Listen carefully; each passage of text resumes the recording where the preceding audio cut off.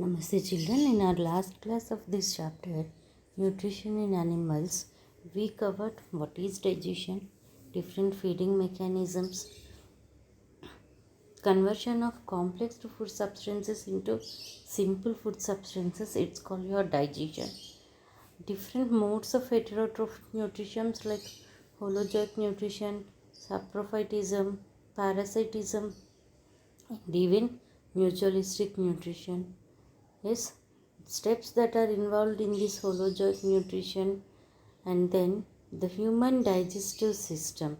So where in the human digestive system we came to know the activity of our tongue, how tongue is identifying the food, and the role of teeth in the digestion of food material.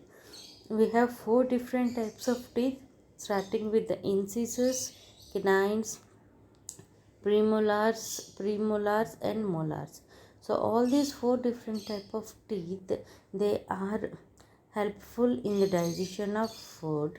And even along with all those things, the main important thing in the buccal cavity, that are our salivary glands, which are secreting a substance, that is saliva, which acts on the carbohydrates present in the food material and changes the complex into simple sugars form. Yes, such a semi-digested or partially digested food in the buccal cavity region, it is called your bolus.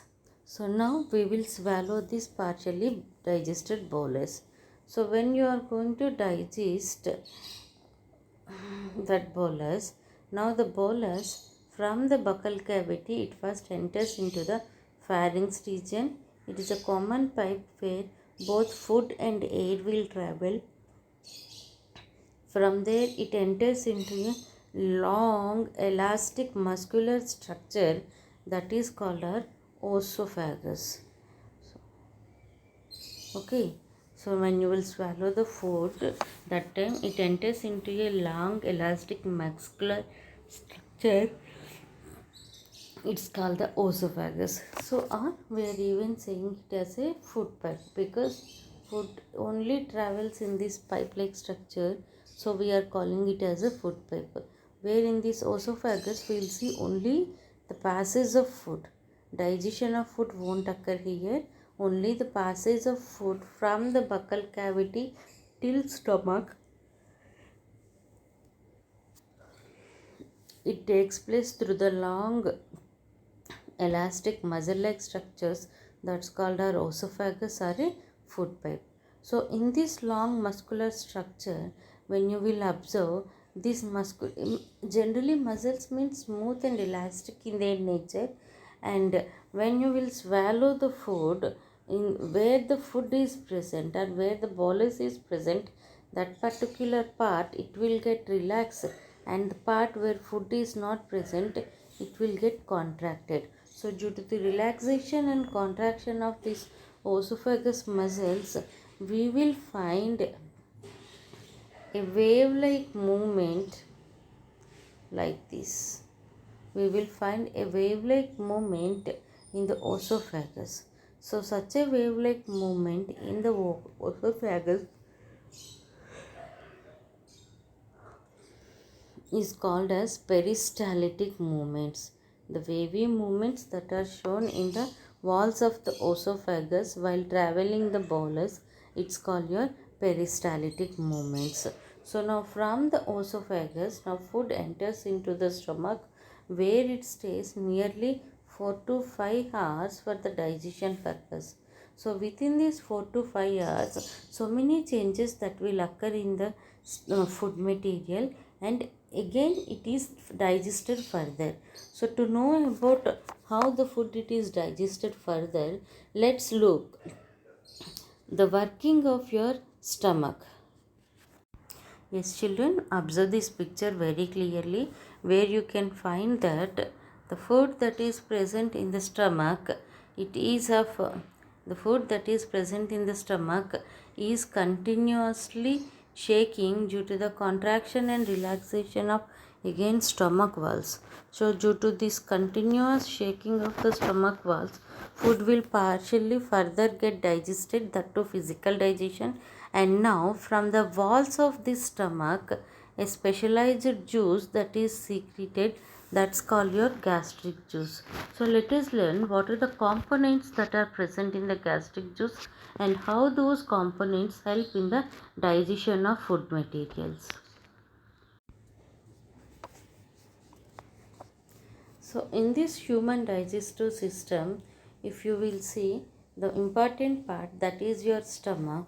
The stomach, it is present in the upper side of your abdomen region, that to left side of your abdomen region, where the food stores for 4 to 5 hours.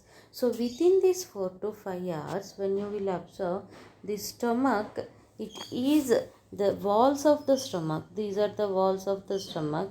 Now these walls of the stomach, they will start secreting a juice that is called your gastric juice. So inside this gastric juice, digestive enzymes are present. Along with the digestive enzymes, it is even having a dilute HCl. It is even having a dilute HCl in it. So now, as it is acid, there is a chance that it can act on the stomach walls and it can rupture it. So to avoid such a damage in the stomach walls, a very thin mucus layer that is secreted on the top of the cells, so that HCl can't act and damage the stomach walls. Okay, so what I said, in the gastric juice we are having two components mainly. One is digestive juices and the second one is HCl. So what exactly HCl it is doing in our stomach walls? So if you will see this exact, want to see or know about the exact role of HCl, at first we should um, know that the food we are eating, it is containing some germs or microbes, unknowing dust particles, everything that will enter on through the food into our body. Now such a germs, microbes that are killed by the HCl and tries to maintain a proper acidic zones in enough acidic zone levels in the stomach. So now, not only killing the germs, this HCl even it activates some of the inactive enzymes and helps indirectly in the digestion of food material. So in this gastric juice, the enzymes like pepsinogen, pepsin, trypsin, these are some of the major enzymes that are secreted in the gastric juice. So pepsinogen, it is an inactive form of enzyme which always get activated by the HCl. So now this pepsinogen, okay, so this pepsinogen, when it will get activated, it will change into a form that is called your pepsin. So now this pepsin, now the pepsin, it acts on the complex proteins that are present in the food materials and breaks down these complex proteins into peptones and peptides form. Okay, so the food we are eating is even consisting of protein molecules. So now such a protein molecules are digested by the help of gastric juice, because in this gastric juice we are having two main components. One is your HCl and the second one is different digestive enzymes. So HCl is an acid which always try to maintain a proper acidic zone in the stomach, and it even kills the germs or microbes that are entering into the stomach through the food. And even HCl, it is activating all the inactive enzymes that are helpful in the digestion process. One such enzyme that we will see in the gastric juice, that is pepsinogen. So now this pepsinogen, by the action of HCl, it will get activated.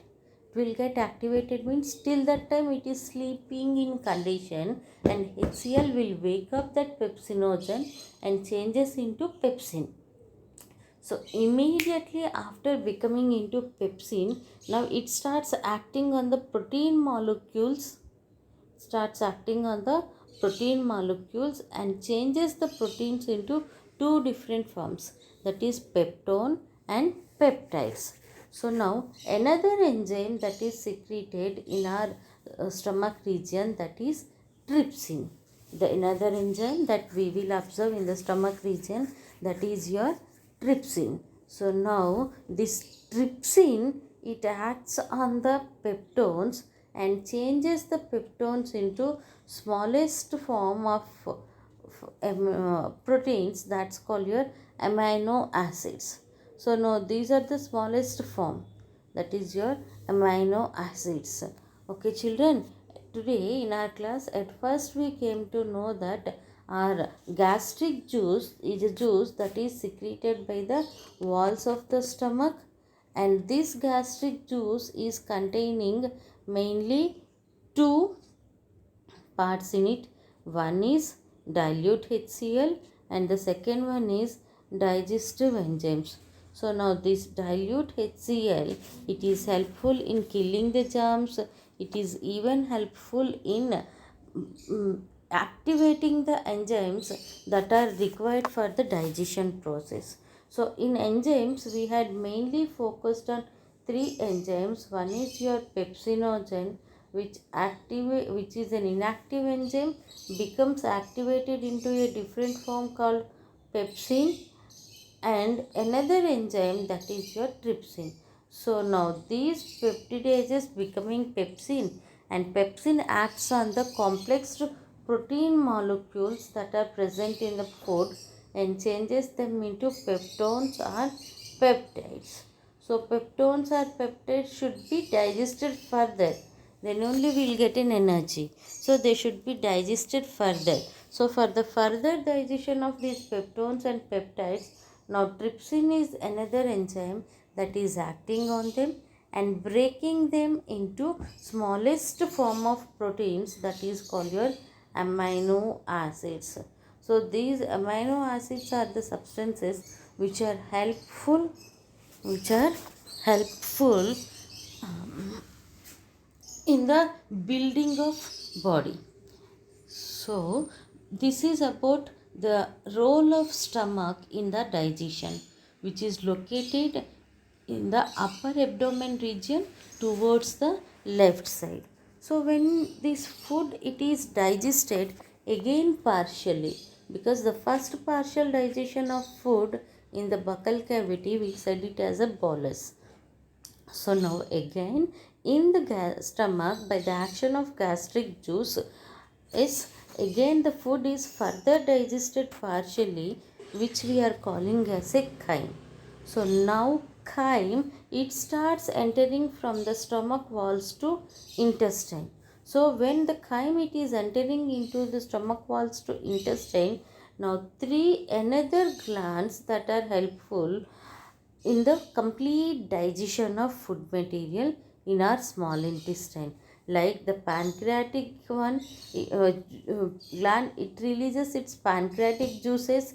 Now the second one is your liver, it releases its bile juices, and even the intestinal walls are also secreting intestinal juices. Altogether these three, a bile juice, pancreatic juice and intestinal juice, they act on the food materials and breaks the food materials further into their simplest form. Okay children, so in our next class we are going to learn about bile, pancreatic juice and intestinal juices. Okay, remember the partially digested food material in the stomach region, it is called your chyme, and the partially digested food in the buccal cavity region, it's called your bolus. Okay, so as I said, your gastric juice even having dilute HCl, so the stomach walls should be protected by the dilute HCl. So for that protection purpose, a layer it is formed by the stomach walls. A gelatinous substance or a small thin mucus layer that is formed on the substance, which prevents the action of dilute HCl and on stomach walls and stops the damage. Okay children, in our next class, what happens to the chyme when it enters, what happens to this chyme when it enters from stomach to intestine, how, what's the role of these pancreatic enzymes and the bile juices in the digestion, we will see. Okay children, open your textbook and start reading human digestive system from the chapter nutrition in animals. Thank you.